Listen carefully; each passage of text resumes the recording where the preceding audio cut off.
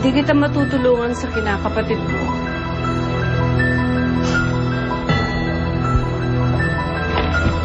Ma'am, kilala ko po si Levi. Oo, mainitin yung ulo ng tao.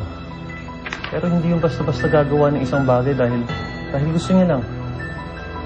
Alam ko po may dahilan si Levi.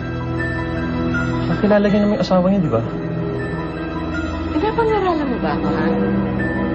Nasa tama man siya. Ang punto ko rito, gusto niyang patayin ang asawa ko. At ayoko nakakarinig doon mong dahilan. Alam mo yan.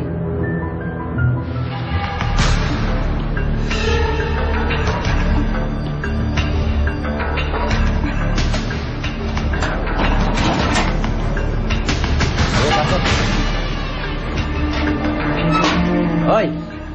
Papakabit ka dyan, ha? Ayos ka din, ano? Pati si Mayor, niyari mo. Patatagalan ka dyan.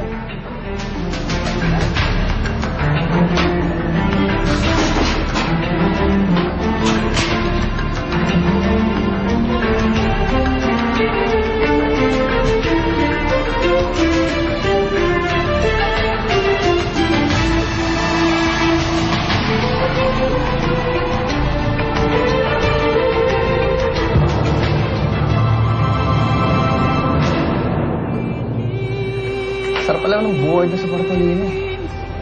Isa lang ako, solo. Sarap na natulog ko paggabi. Walang buraot na katulad mo. Huwag mo sirain na maimbing na pagtulog dito, ha?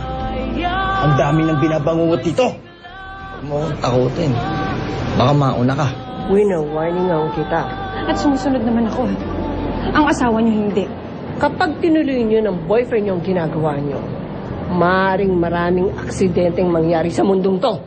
At kapag sumigaw ako, Yan na ang hulang sigaw mo!